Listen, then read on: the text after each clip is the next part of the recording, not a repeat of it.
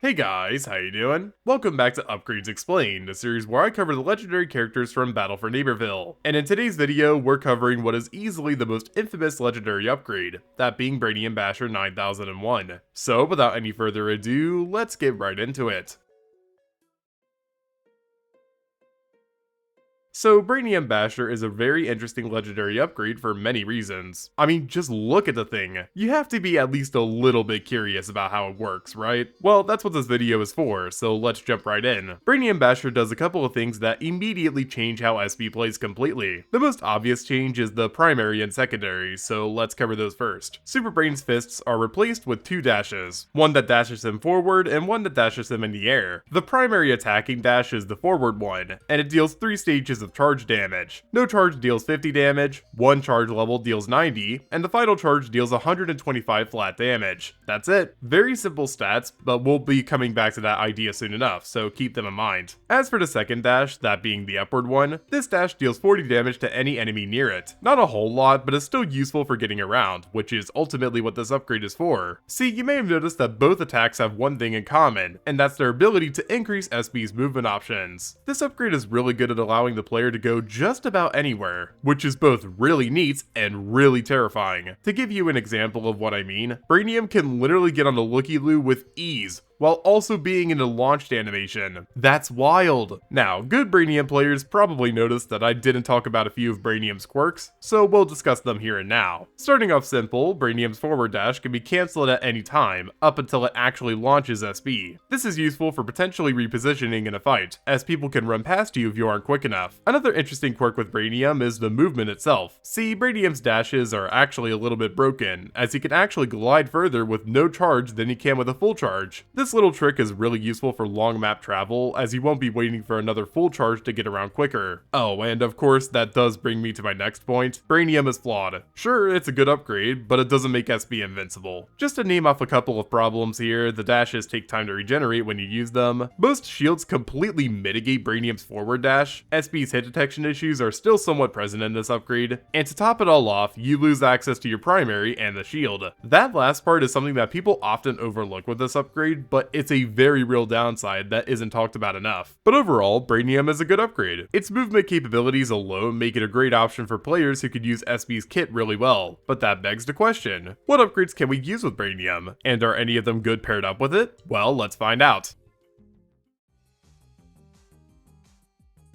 So with equipping a 5-point upgrade such as Brainium, I'm sure you're wondering what our options are for upgrades. Well, allow me to enlighten you. Here you can see me scrolling through all options available, and there's a good amount here. In total, there's 11 upgrades to examine, so let's just go through all of them. Oh, and as always, these are just my opinions you're gonna hear, so if you don't agree, then that's perfectly fine. Anyways, for the 1-point upgrades, I think they're all decent options. The best one by far is Extra Special, which actually gives Brainium his shield back, but it's only usable with Ultra Ball. Regardless, it's still here, and that alone makes this upgrade a good pick. Refreshing Revive is situational because you're not going to find people to revive very often, but Rough Patch on the other hand, now that one could be useful if you, well, suck at playing Brainium. Sorry, just had to say it. The 2-point upgrades are far more varied here, so let's go through all of them one by one. Combo is up first, and it's always a good pick for anybody who can get multiple kills easily. I wouldn't say it's better than picking some other upgrades, but you could certainly get something done with this one. Typhoon is next, and it pairs up decently with Brainium.